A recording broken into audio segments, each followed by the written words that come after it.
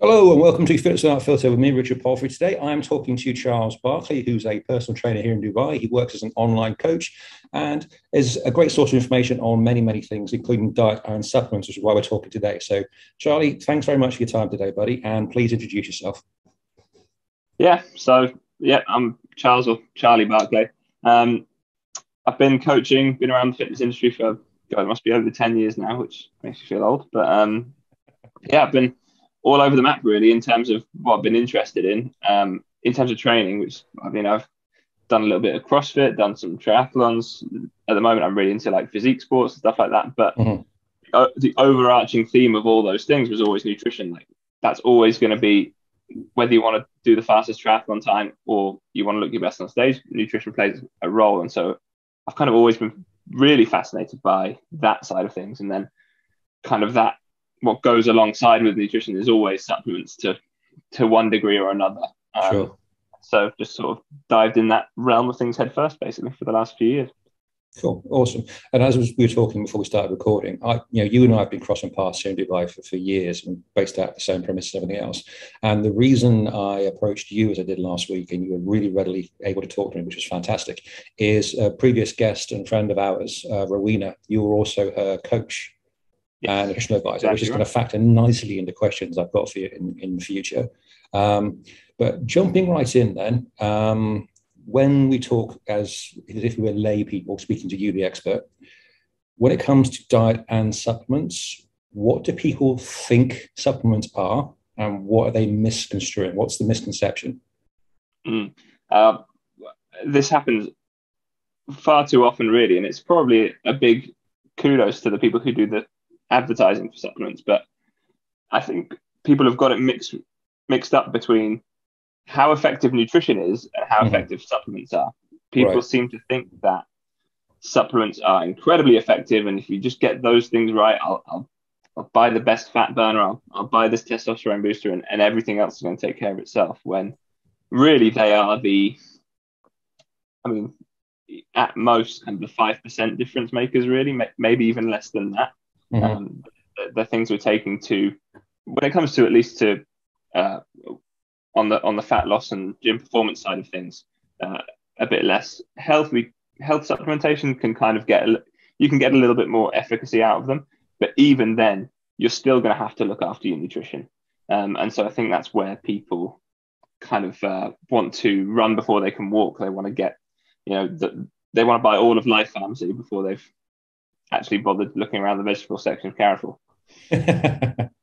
Yeah, I mean, and that's something that as trainers we do fight a battle with. People go, okay, I don't really have to address my food because I can just go and buy stuff off the shelf, and that will fix my gut health and my diet, and I'll be ripped in the side of 4 weeks, which of course is Exactly not the right. case. No, definitely not.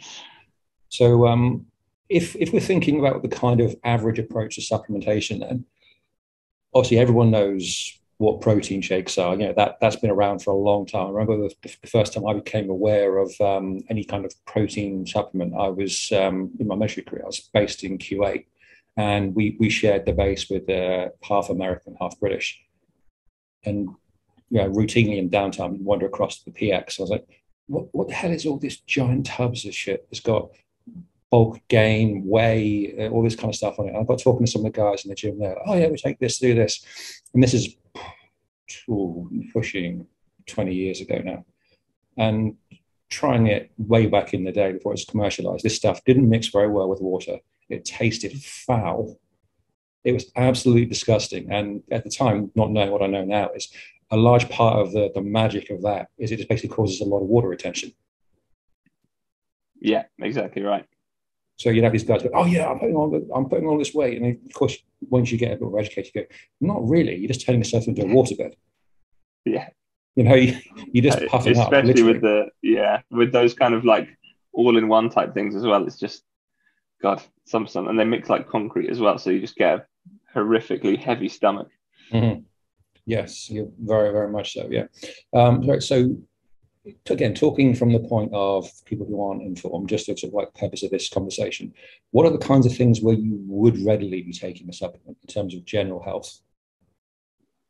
Yeah, that is the start point for anyone really, because there's a few things we can throw in that I always like to think of it as like first do no harm. So you can pretty much recommend these to everyone and they'll benefit, or at least have nothing happen.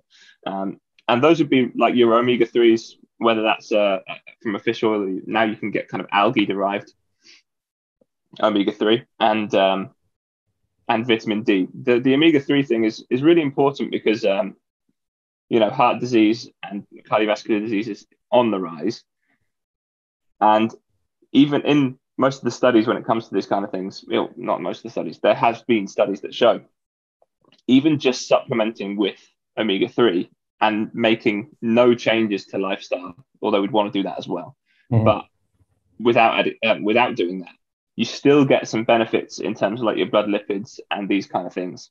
And that simply comes from a place of like balancing your kind of monounsaturated, saturated fats, which is really important for your heart health, cardiovascular health, your blood lipids, this kind of thing. So that's a great start point. Again, backed by a big body of research, which I always think is really important with any supplement, is like, what do we really know about it? And fish oil omega-3 is one of those. And then vitamin D would be the other one, which I'm very, very ready to recommend. Again, it's not toxic. You can't really overdose on it.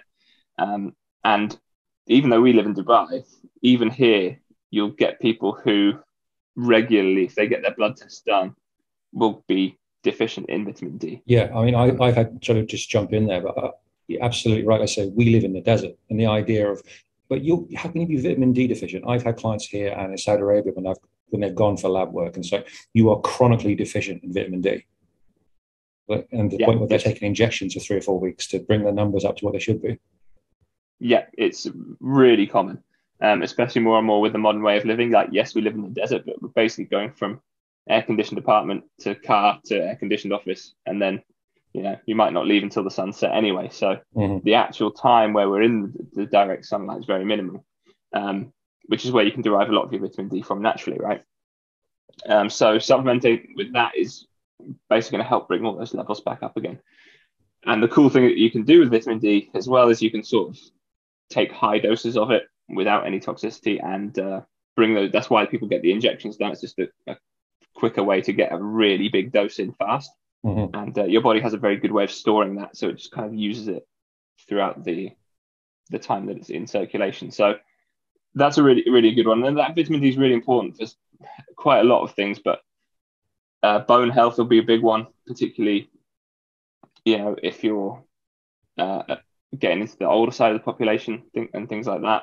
It can helps with muscle, helps with immune health. There's a range of benefits that vitamin D can really be a big plus point for. Cool.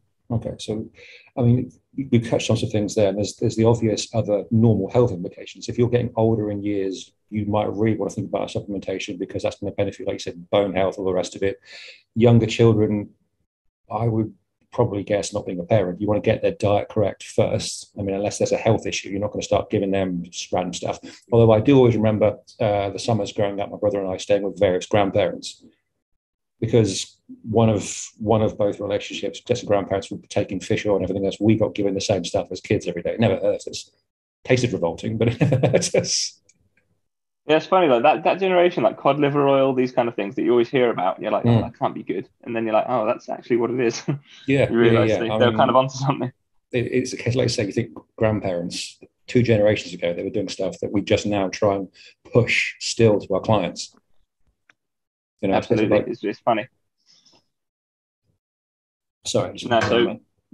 That's good. We've got to caffeinate, which we can touch on later tea. Well, that's just tea. I've already had my 2 coffees today because I've had a long day already.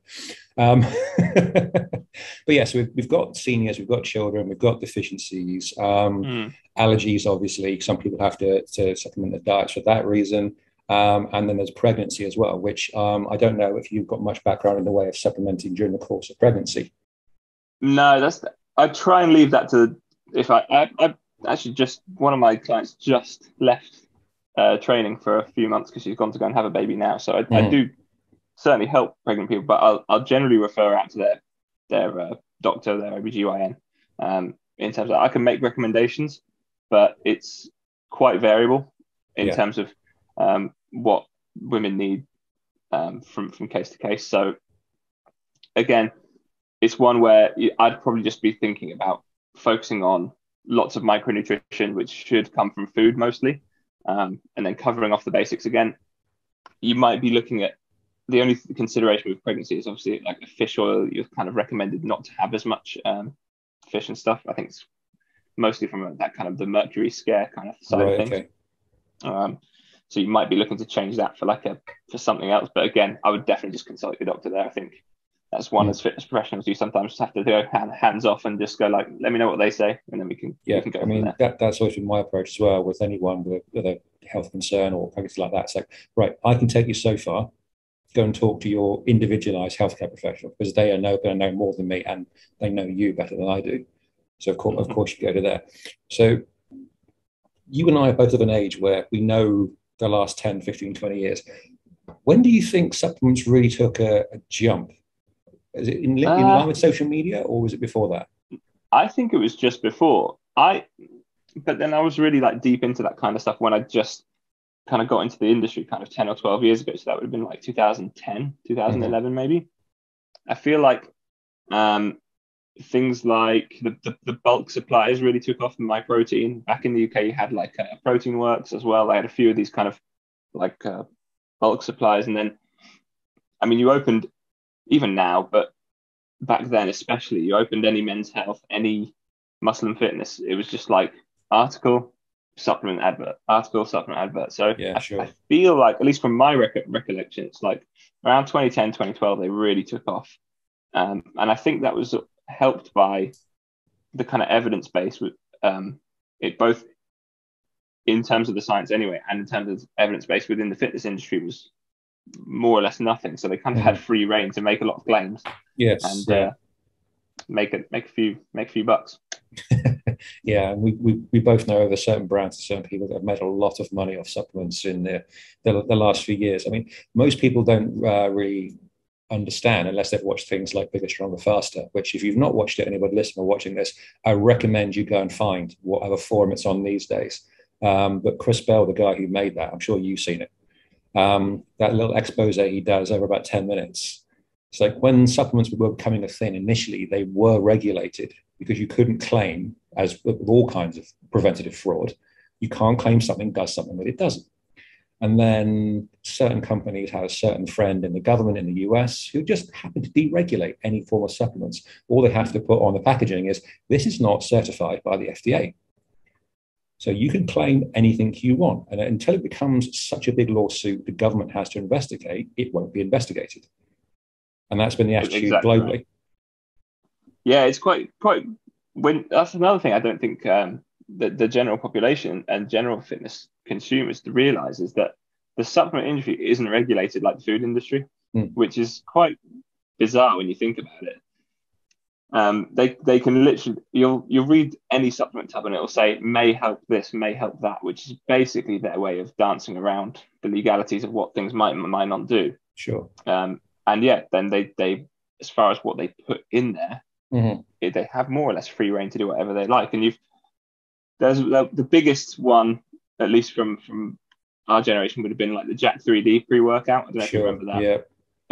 It had basically some kind of derivative of a methamphetamine. So like it worked wonders as a pre-workout. But I think once people got hold of that, I think there's a few cases of people like taking way too much and having heart attacks, and I think someone died as well. Then you start realizing like, oh Jesus, it can go a bit deep if you go. I mean, I've heard horror stories. I can't remember if it was Jack 3D or something else similar, but around about the same kind of time, there was another form of pre-workout that because there was a load of cases of people getting, let's say, because it was mixed with essentially a derivative of Class A drugs. The European governments basically forced the manufacturer to pull it off the shelves. They said, yeah, this is dangerous. And we're telling you that now, this is dangerous. So the company pulled it down, put it off the shelves, stopped producing it. But the interview with the company owner very shortly afterwards said, I have never been more inundated for orders.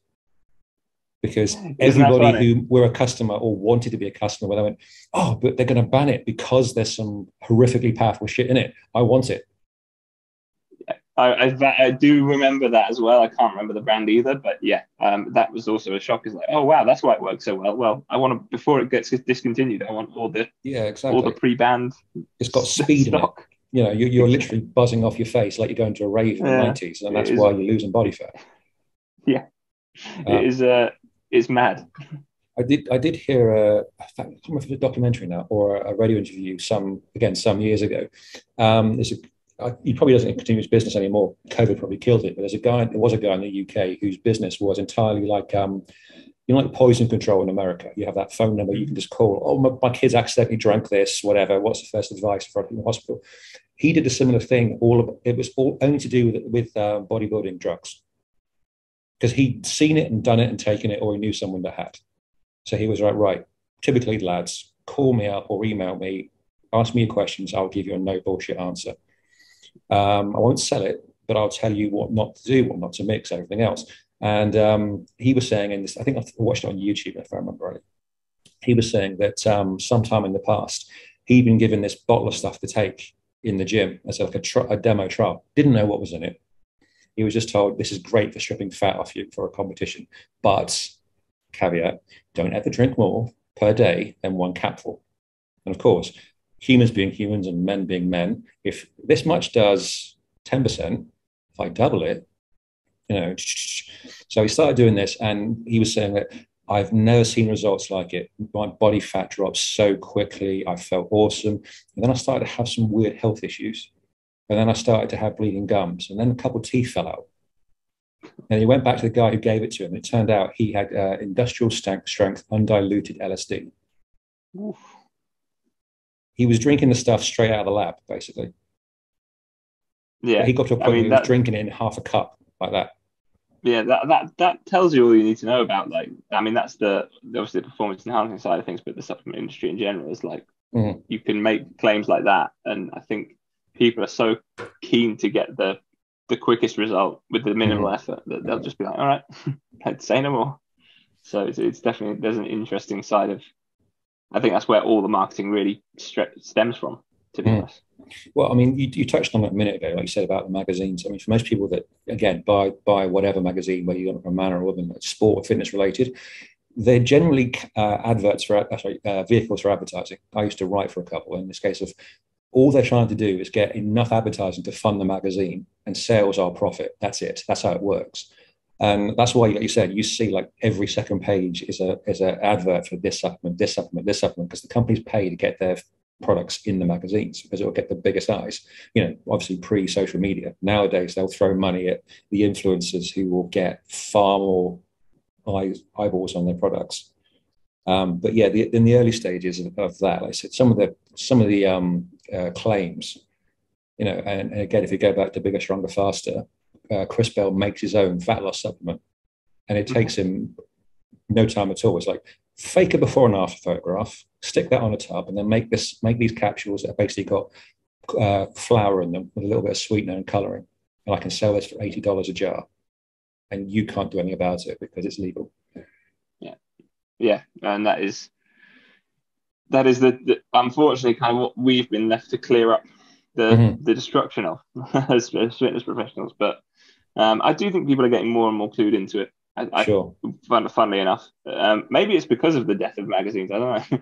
Like, although that you definitely do get, like you say, the influencers now push it instead. But I feel like that's a little bit more easier to see through, I think. Especially, I have noticed, again, like going back to Bigger, Stronger, Faster, and what you see in magazines is, guys who were on steroids as the poster child for that supplement company. Yeah. And now, if anything, it's become quite, I suppose, accepted that like people will just say if they're on steroids or not, which is great for the industry. It's people will have a more realistic expectation of what they can achieve. Sure. And it's sort of put a damper on some of these supplement companies because now they have to kind of rethink about who they're putting on their posters and who they're using to push these kind of things. So there might be a change in the tide. I don't know. Well, we can only hope, can't we? Mm-hmm. Right. Okay. So if we think about the kinds of supplementation you can get them, we stick with the typical protein, which is the most common product people will see in the supermarkets. I mean, you can't go into a mall anywhere these days without seeing a health food shop. Even in some supermarkets, they've got the health aisle and everything else, and it's got this supplement, that supplement. If we think protein, you've got protein, then there'll be creatine, then there'll be whey, then there'll be branched chain amino acids. So, what for the typical consumer is the difference between each one of those? Because I know and you know, but if we break it down in terms of what the reality is. Yeah. So you any kind of protein blend, whey protein. I mean, I barely even classify that as a supplement these days, because I kind of describe it to my clients as like, look, this is essentially like a powdered chicken breast. Like most people don't hit their protein requirements each day. Even if you go on the low sort of estimate of what people would require and this is not just to gain muscle, this is just to live and be life, yeah. Like we say, fight sarcopenia, which is the muscle loss related to aging, this kind of thing.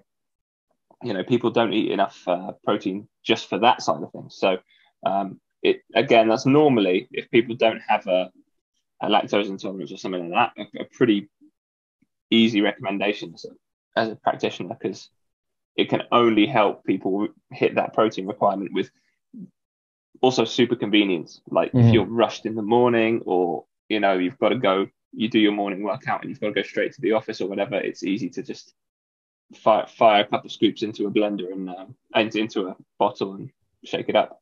But yeah, that is just that. So that is a complete protein, same as what's in a chicken breast, same as what's in egg white, with some different kind of amino acid breakdown probably, but more or less, in basic terms, it is a powdered chicken breast. So it's derived from milk. That's the only thing where people sometimes run in. Maybe they're vegan, or they're, like say, lactose intolerant or something like that, where you can find now like vegan protein powders, pea protein isolate, rice protein, things like that, where you can substitute that in, but same idea.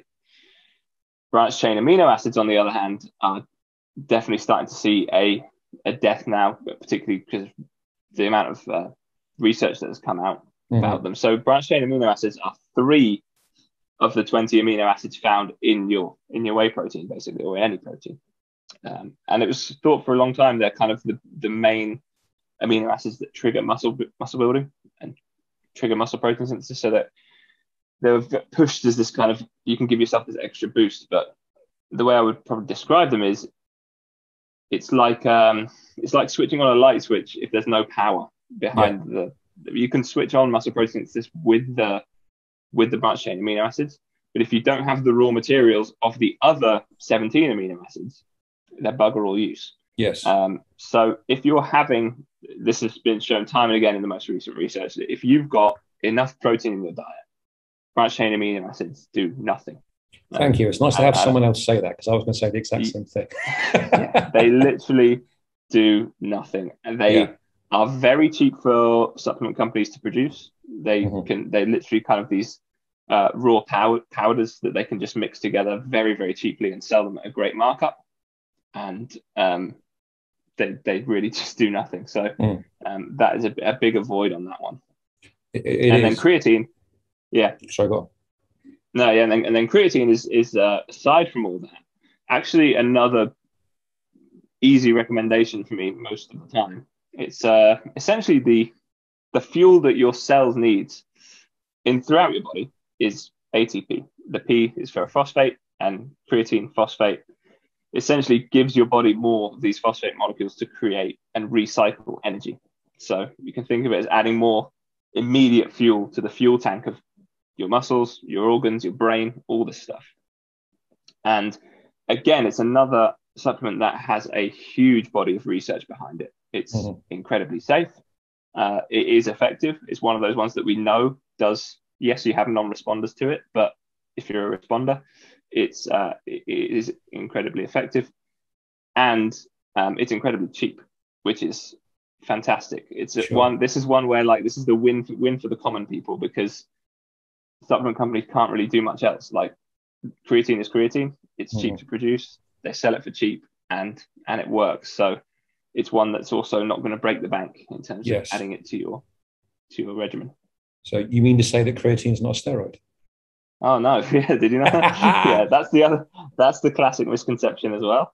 No, I mean, creatine is found in your, particularly in red meat and animal products like that. But to really reach what we call like muscle fullness, muscle saturation of creatine, you really have to supplement. And again, it's very easy. You just 3 to 5 grams a day, every day, till the end of time, and then you'll eventually saturate your muscles full of creatine, and it's just going to give you that particularly explosive power. So when we're talking about kind of any kind of strength training, in terms of if we're talking about rep ranges, about 8 to 10 reps, you're probably going to start running out of creatine and not using that pathway. Even that's on the high end of things, but it is going to help you just with that slight bit of endurance when it comes to your strength training. But there's also some really good quality research behind just using creatine as a health promoting supplement, particularly in what we call I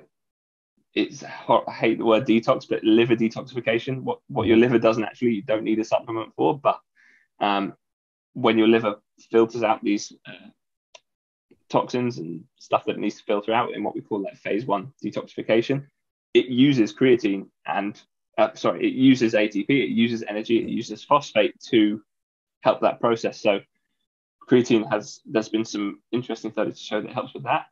And then also weirdly, but it kind of makes sense because your brain needs energy. In terms of cognitive function, attention span, and some other mental health, as in brain health, not mental health, brain health benefits, creatine's been shown to have some big positives there as well. So it more and more just becomes kind of a no-brainer. If you're vaguely into training and vaguely into fitness, you throw 5 grams, a very small scoop into your protein shake, and you're golden. You're ready to go. Yeah, I mean, you touched on something there as well that when I've spoken to performance nutritionists with this podcast and previous, in our normal life, they will say, like you said, even the normal person on the street going through their daily life these days in the current modern world doesn't regularly meet their protein intake, which has knock-on side effects in their general health and ability to recover, especially if they're starting to exercise. And speaking to some people, when they deal with pro athletes, they're exactly the same. And I would normally say to everybody, you want a pro athlete, you don't need to think about nutrition to that degree. But when it comes to what you're missing out on, I keep referencing him in this podcast, but it's because it's very, very relevant to this conversation. When I spoke to Dr. James Moran, and he was talking about protein pulsing and all that he has to do with his rugby players that he trains. He's like, these are people who are training for a high-level sport that has the trauma contact element. So they have to build their muscle and recover even more so. So I've got guys having protein shakes and all that structured throughout the day because they just aren't going to eat enough. It's especially dealing with the women's teams that he works with. So you've got all the personality and social traits when it comes to gender here. Women especially don't like being told eat, eat, eat.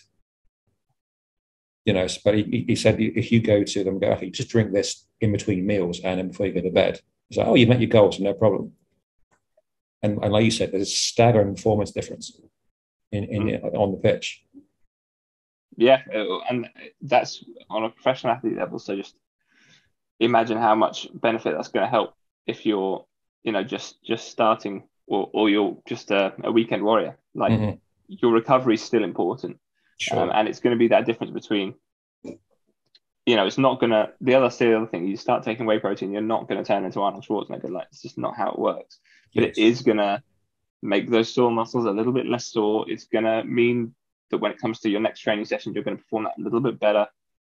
And you're going to, at the end of the day, if we're just talking about longevity alone, having more lean tissue on your bones promotes a longer and, more importantly, I think, higher quality of life. Sure. This is the difference between being, bound to your, this is a bit dramatic, but being, chair bound into your later life, or being able to, be one of those people you've probably seen on social media where it's like 90-year-old completes a marathon and this kind of thing. Yeah. Extreme, but that's what it comes down to. How much lean tissue do they have on their body when they're getting to that stage? Yeah, I mean, absolutely. And it's unfortunately a thing I tend to refer to it as modern life syndrome, where we see people that are in their 40s and 50s with the bodies and physicality of someone who would be 60, 70 plus a few generations ago, because they haven't looked after their body for any significant period of time. The loss of muscle tissue, everything else. I mean, I've had significant injuries in my life, and one of the things that is paramount to recovery is keep your muscle strength, build up your muscle. Like when I had my leg rebuilt after a motorcycle accident, it's getting right. Get yourself in the gym at the first chance you get, because you have to get that tissue moving again. You have to reconstruct it. It was cut open. You had pins put in, all this kind of shit. You need to build that body for recovery, and it's the same for anything else. If you think about, we talked about pregnant clients. One of the first things what you do when someone says to you they're pregnant, you go, right, okay, we're going to keep you training as long as we can, barring complications. And the second that you can come back training post baby, you can speed up your postnatal recovery, because we'll get your body kicking up again. It ties into so much. Yeah, it's really big, and I think people, modern lifestyles is the best way of putting it. People will take a knock to the knee, a knock to the shoulder, and then it's like, right, I'm not going to train. I'm not going to do these things. And you've probably seen this a lot, because we both deal with Gen Pop. The back pain issue is huge, and it's just a case that your glutes are weak. You more often than not, you start people building up some strength in their hamstrings and their glutes and their lower body generally, and suddenly it's like, oh, my back pain's gone. Yeah, and it's just it's something people will use as a reason not to train, when it's probably 9 times out of 10, I would say, it's not that your back is injured in any way. You just stuck in the modern lifestyle of being in that seated position too long, and you've not built up that musculature which we'd normally have if we were running around, lunging around, walking about, working our lower body the way it's supposed to. And that's where, again, using the things like some whey protein, some creatine to help facilitate that rebuilding of tissue, it's going to help. I mean, you've got to think about our overall diet outside of supplements anyway. If we think generations ago, when people had a lot more expectation for physical labor, they would be eating a lot more as well. And it wouldn't be horrible modern processed crap. It would be, I'm having cooked breakfast, I'm having cooked lunch. They're having animal products every meal. So the protein intake is way up. You think about a typical farmer's life. I've got a sort of like a relative removed in my family, not one of my aunts, but her brother, so no direct relation to me. I remember years ago seeing the volume of food his wife packs for him, because once he goes out the door first thing in the morning, he's not eating at home until he comes home. And I was like, even my dad said, that's like 3 days of what I would eat. It's like, yeah, but Graham just works all day. He works 12 hours a day physically. He needs to eat this kind of shit. And this guy's massive. Because his body is just built from food and work. And we think about what everyone's like these days, it's like smaller, weedier, weak, like say, back pain in people in their 20s, where you should be 40 plus before you get to that stage. Yeah, exactly right. It's I always thought the same thing when you look at I'd look at how my grandparents would make even when it comes to making a pie or cake, and it's like butter, cream, sugar, all into one meal. All the good stuff.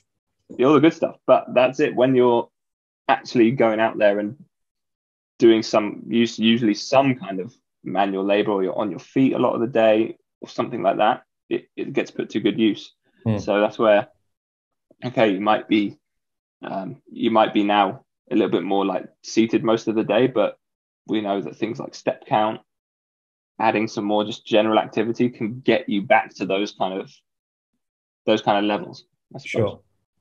Absolutely. So we've touched on difference in people's lifestyles and everything else. So if we look at, as we mentioned at the start, this Rowena Karaman, who was a guest a few episodes ago, and because you consult with her for training and diet and all that.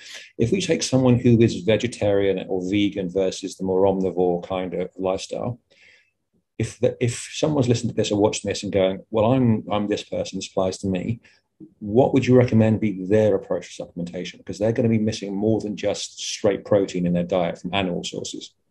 Yes. So a big one for another start point for the vegans particularly, but vegetarians as well, is B vitamins. Depending on which, I call it vegan propaganda, but which vegan propaganda you listen to, they'll tell you that you get plenty of that in plants. the issue comes down to what we call bioavailability, the ability for your body to take on board those vitamins.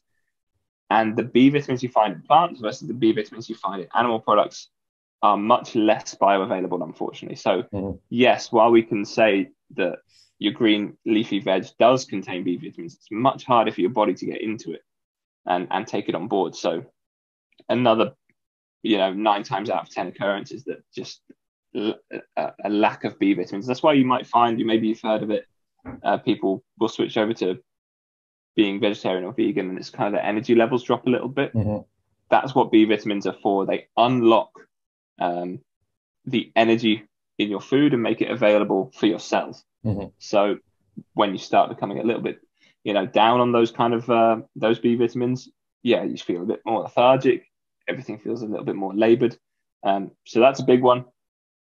Along with kind of iron is a classic one. That's going to be found in most animal products, but in red meat in particular. So you start dropping that out of the diet, and then suddenly you're low on iron, which is going to be huge for the health of your red blood cells, which again can make you feel lethargic and tired because you can't carry as much oxygen around your body. And then on top of that, I would also say creatine's another one where you're definitely not going to be getting it from food now. So it's even more important to factor that back in. And also, we've covered it before, but some kind of monounsaturated fat. So it's not going to be fish oil. It's not good, but you can find algae oil. There's actually some recent research that I sent through to Rowan, but I have to dig it out. But which had a huge positive finding for algae oil as a replacement for fish oil in vegan populations.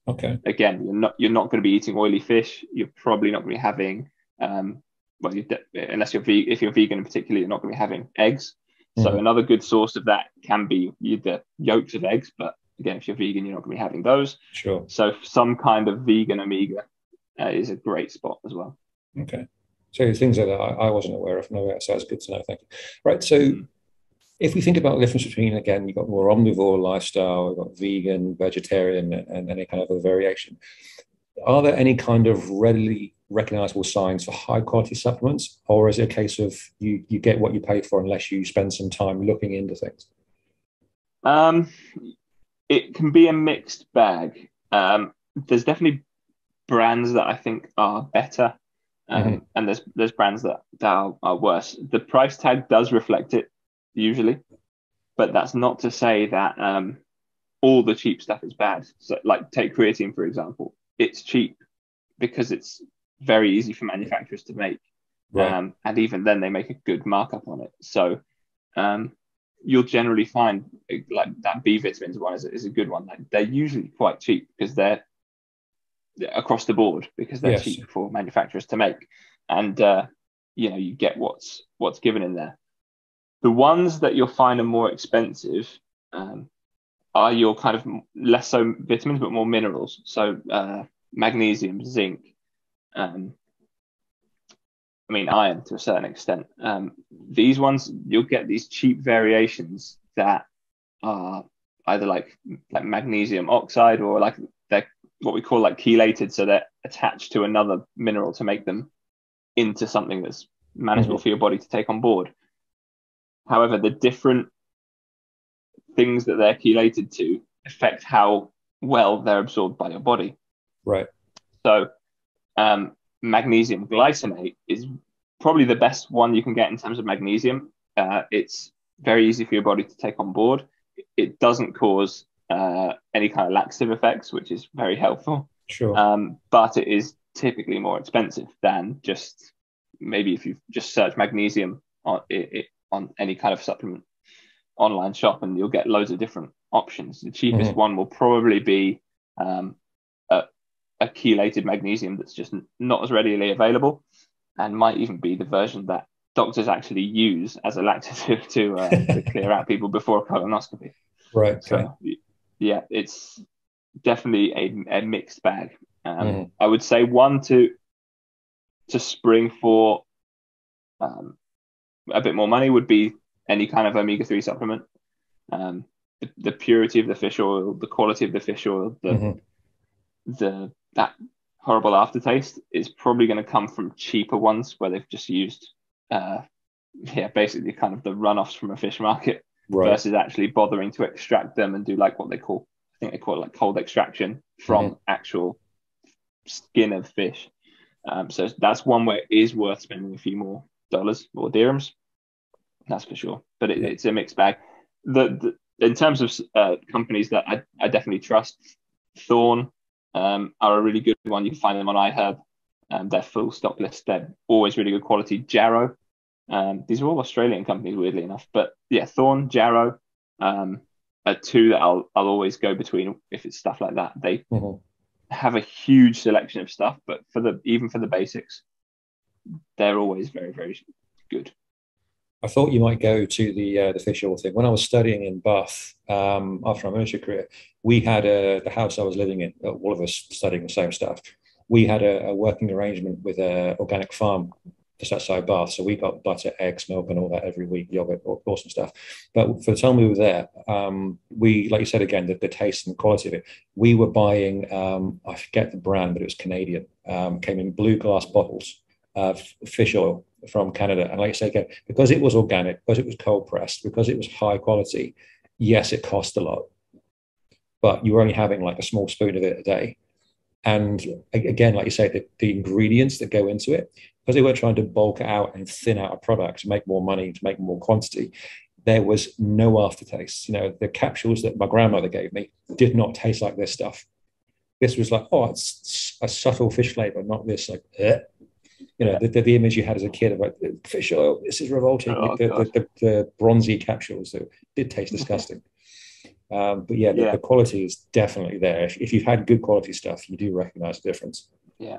I mean, that's actually where you actually, in terms of cost as well, it actually probably nets the same, because you'll buy a cheaper fish oil, but like you say, it's thinned out. You'll probably have to take 3 to 5 capsules to get a proper serving of it. Whereas you buy a more expensive one, which is more expensive on the face of it, but you either have to take a smaller amount, 1 capsule, maybe 2, and it lasts longer. Okay, so you spend more money, but it probably nets you neutral, but you get a better product. Sure, absolutely. So actually, it probably comes out in the wash. Yeah, swings and roundabouts. So when it comes back to vitamins and everything else, would you, because this is a conversation I've had with people before, and depending on their own personal viewpoint, they swing either way.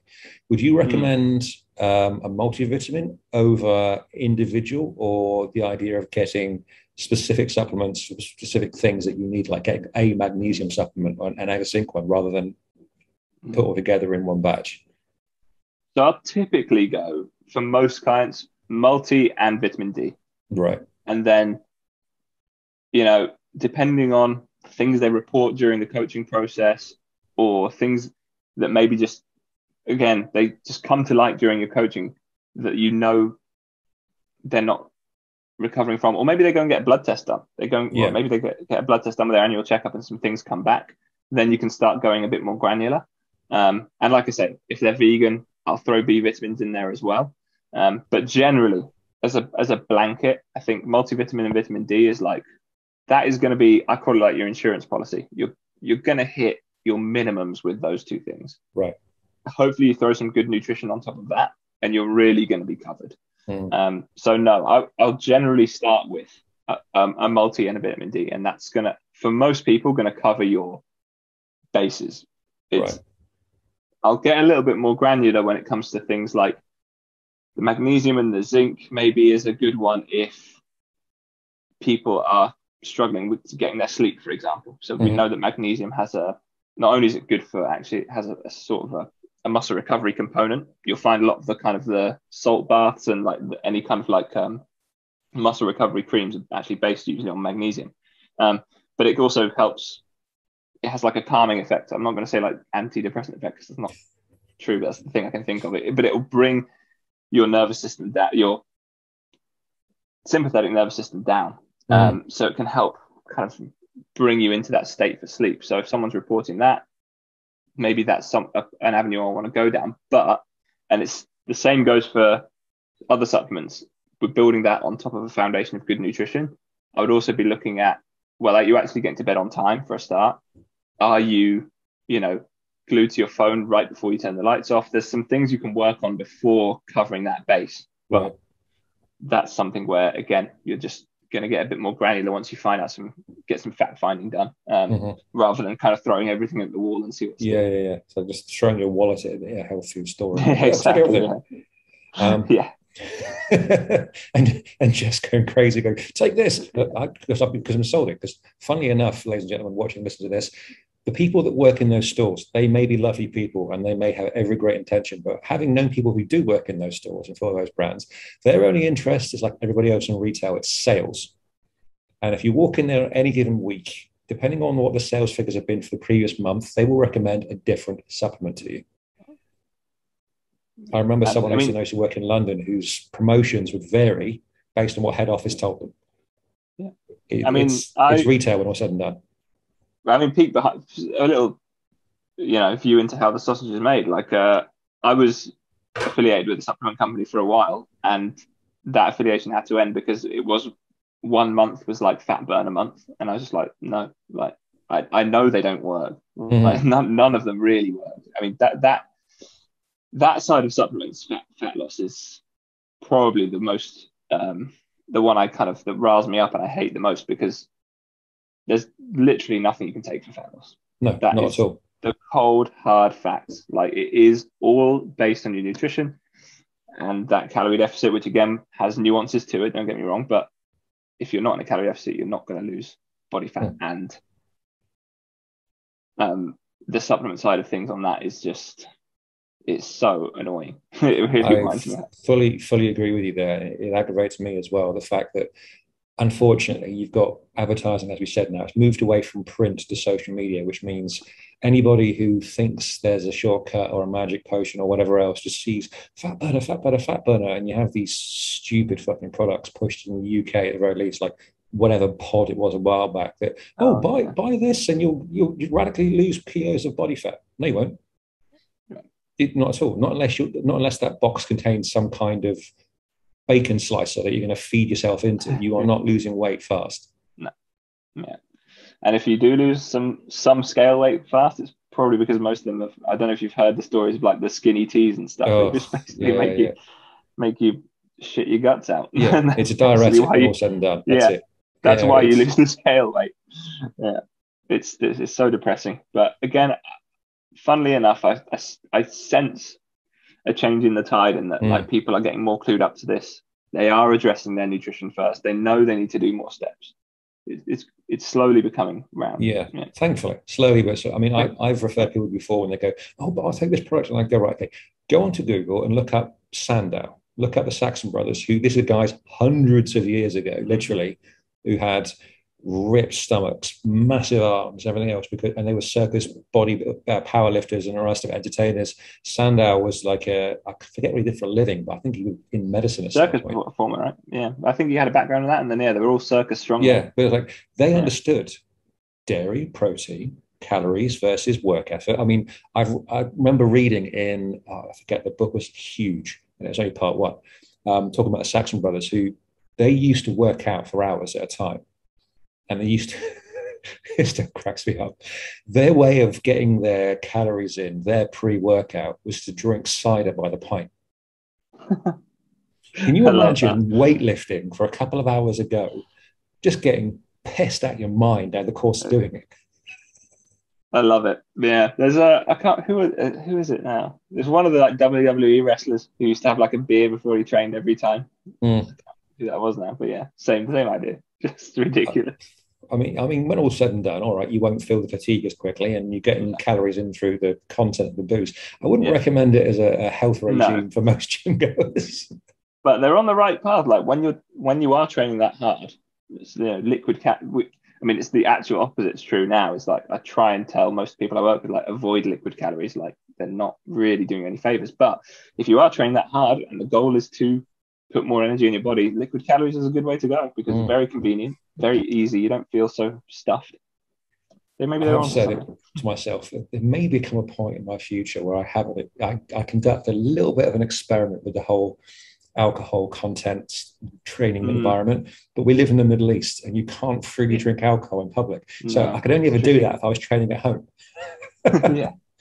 So yeah, that's it. That's where the home gym comes in handy. We're sort of caught there, but maybe one for future projects. This is a curiosity.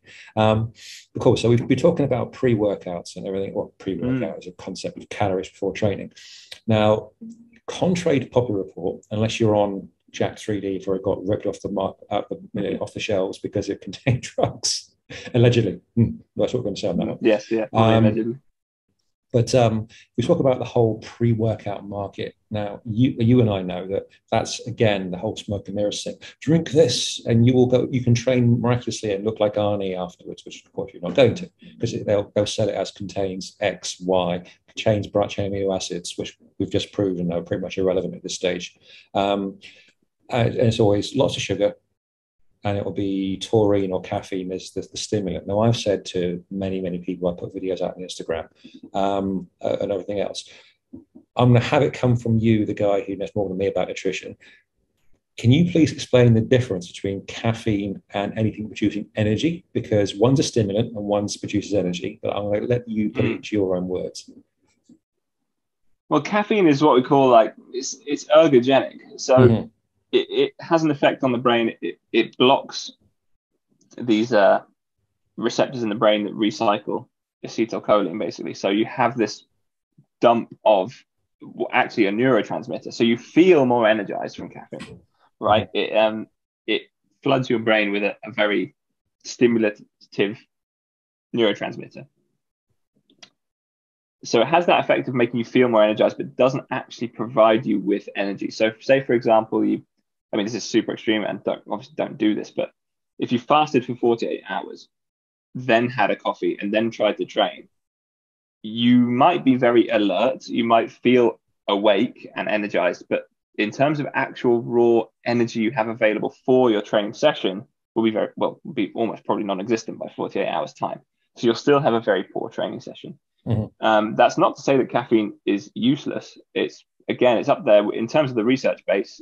It's up there with creatine in terms of how much research we have behind it, is how effective it is as, I hate the word pre-workout, but as something to take before you train. But it's more for your mental sharpness and to get you focused and alert and energized for your session. And that does result in you lifting a bit more or training a bit harder, which again, that's going to produce the results down the track. We know that progressively training better and better over time is what's required. And if having some caffeine before you train gives you that edge to one up yourself every session, then great. But it's not giving you energy like food is giving you energy, where you have that raw material, the carbohydrate that gets turned into ATP down the track, and that ATP is used as energy in the cell. That's very different to caffeine. Caffeine isn't actually giving you any energy in and of itself. That's hopefully I got there in the end. Yeah. No, you did. That was again very, very concise. Like you say, it's the difference and the understanding of. Although I do spy, and I'm not on it for anyone who looks and bugs me about it, a TikTok challenge: fast for 48 hours, have a big espresso, and go work out. See what happens. That sounds awful. Can't imagine anything worse. I fully agree, but if you're dumb enough on TikTok to go and try, knock yourself out. I'm sure someone out there will be, and it'll be interesting to see how they do. I keep having people say to me, "Are you on TikTok?" No, I've got too much shit to do in my daily life to worry about trying to use 14-year-olds. Yeah, I'm not quite there yet myself either. I'm all right. The Chinese government I would not see have my TikTok as a yet. decline in my career, not a positive. That's it. Everything goes in circles. There'll be another thing coming around the corner anyway. So yeah, I'm sure. Okay, right. So one last area to touch on then, because we've sort of moved nicely into it on that last topic. We talked about pre-workout, and as I said, I mean, you're talking primarily mental stimulation rather than physical boost. You're not hitting the turbo button on your body's performance. If we talk about pre-workout, then you and I have both dabbled in endurance sports and all that, so we know the value of training nutrition. What would be for the average person out there, like say the weekend warrior or the routine gym goer, a good kind of pre-training, pre-workout energy boost from a food source? Talking like half an hour or so, or whatever you would think before you actually go and do it. Like leaving work, what can you eat and drink quickly before you get to the gym? What would you recommend in that regard? God, I mean, in terms of a food source, you're looking at some kind of carbohydrate, something simple, and it's so boring and it's done to death, but it's effective. It's like a banana, like some kind of fruit. I can't remember who this was. I think it was an endurance cyclist. It was just like, this was on a BBC documentary, and it sticks with me forever because he was a Scottish guy, so he was like a no nonsense kind of guy as well. So he always had a like funny accent behind it, and they were talking about like all this fancy sports science, but this is like one of the UK's best road cyclists, and he's like, "Here's my fancy pre-workout. See this? This is bread." Like puts 2 slices of bread on a thing. See this jam? Puts the jam on the bread, and then it's like, this is it. But what he's getting at is absolutely right. You're just looking at something. If it's before your workout, that's easy to digest. You don't want to be training on a really heavy stomach. That's number one. So yeah, we could have like a big bowl of oatmeal. Like, yeah, it's got the right things in it, but can be quite heavy. Like you're having a lot of food volume there, and something that's like same as like yogurt, that's liquidy and creamy like that. It's gonna be sitting on your stomach for a while. Maybe it's not the best idea half an hour before you train. So yeah, a couple of slices of toast and jam, toast, banana and peanut butter. That's great. Love that.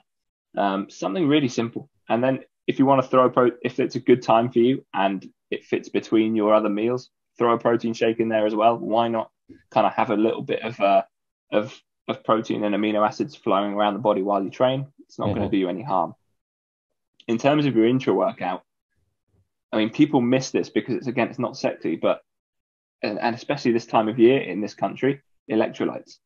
Like that is, we know that, I'm going to get the figures a bit wrong, but a very small percentage of dehydration, like I think it's between 3 and 5. If you're 3 to 5% dehydrated, it results in like a 20% loss of performance or something like that. Yeah. So like, something I forget the numbers as well, but yeah, but it's like that. It's to that level.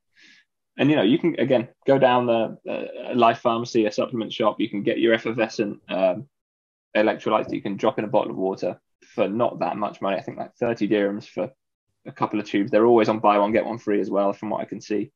And you're going to be covering that base very easily.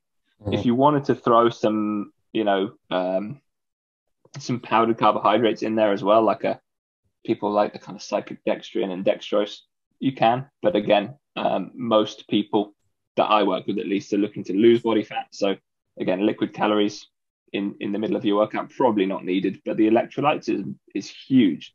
People talk about like performance enhancement, like that's your performance enhancer right there. If you can stay hydrated, you can keep training harder for longer. Sure. There's a couple of things I'm just thinking of there. There was, I remember listening to,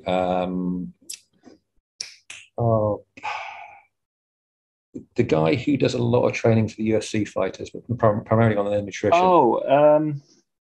I can't remember his name either, but I know exactly who. Old guy with the beard. And I literally was watching his video on YouTube this morning. Yeah. I'm going to look it up. I've got my phone on me. Yeah, look it up. Yeah, you can always cut it out. I'm trying to find it. But he was talking about the idea that when he starts work with UFC guys, he said the conventional approach when he first got famous was, I'm not going to find it now. It's going to really annoy the shit out of me. But anyway, but yeah, he was saying that conventional training for UFC was drawn from boxing. And it was always a case of, right, you train the fighter nearing the fight, and then right up to it, you've got to make weight. So you starve them and dehydrate them and basically kill them prior to a fight, which of course is massively detrimental. So he starts working with his fighters 6 months to before, gets their nutrition dialed right in, so they're already almost at weight for months. They minimal dehydration is open. But when he starts work with them, one of the first things that nearly every athlete he ever got in his books was, you're not hydrated. You're always constantly, as you said, it affects your mindset, your sharpness, but also your performance. It's all right, let's get you on that. And whether that's a case of I buy you X number of water bottles and go, right, from waking to going to sleep, they have to be emptied. Just something as simple as that. And straight away he said, improving nutrition, maybe start with supplements as well, but getting basic nutrition principles and hydration was a key to performance for so many of them. And it was really impressive to sort of listen to his descriptions. But I've just remembered as well, I'm talking about caffeine and pre-workout. Most people won't be aware it's been reversed now, but it used to be a case of caffeine was on the banned substance list for most sports, certainly the athletic around the Olympics kind of setup, because it can get you that little bit of mental acuity Mm. It was on the ban list for a lot of things. It's since been retracted because they're like, yeah, and unless you're taking like heavy doses, like buckets of the stuff pre-event against other high level athletes, you aren't. It was a preconceived notion that, well, caffeine will give you an advantage. Not that much. Yeah, not that much. You're not going to suddenly go via Starbucks on the way to the stadium and then smash all records. It's not that kind of potent. If it was, you couldn't sell it. The government would control it, make a lot of money. Exactly. but so go on. With the hydration, that's exactly right. Like it's I think neglected again because it's not very sexy. It doesn't. People think that they already are hydrated, and it's, again, talk about living in a hot country and in summer in a hot country.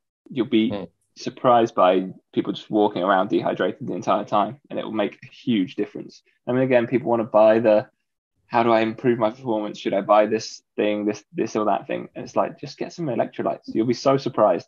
Rather than getting kind of 30, 45 minutes into your workout and you're just trying to get through the last bit, you'll just be kind of ticking over.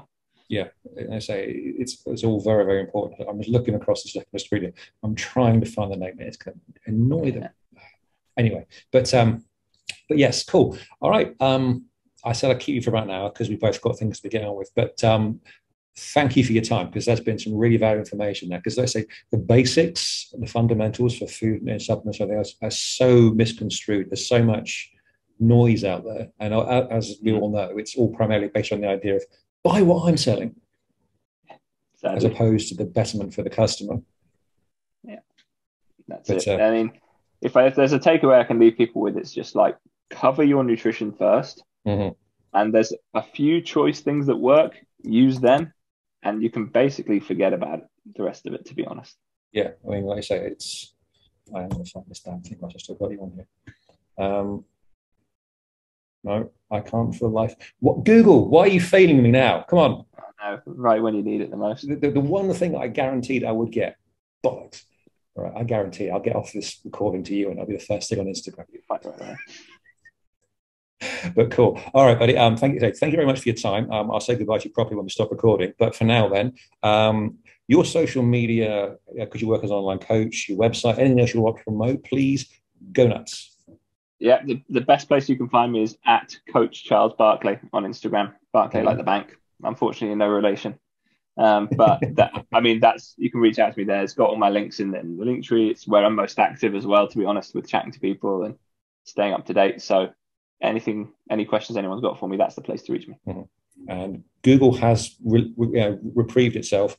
Mike Dolce. That's the one. Yeah, there you go. Got it. Yeah. Yes, I had him in my mind's eye. I can. I could picture him. I was like, oh, but yes, cool. Okay, folks. If you're watching this, you listen to this. Again, Charlie, thank you very much, buddy. It's been great to have your input on this, because you've cleared up some information. I'm sure that a lot of people were questioning themselves or thinking, why do I see adverts for this? What's the best for that? I mean, I literally, the day that you and I spoke online about doing this, I had someone ask me via WhatsApp, what should I be taking, or what's the best time for exercise? Or like, do me a favor, just listen to my podcast next week. Because rather than send me 14 WhatsApp messages, just wait, carry on eating well and you'll find out in 7 days. So thank you very much, bud. And I said we will say cheerio when we stop recording, but for now, thank you very much. And that's us done.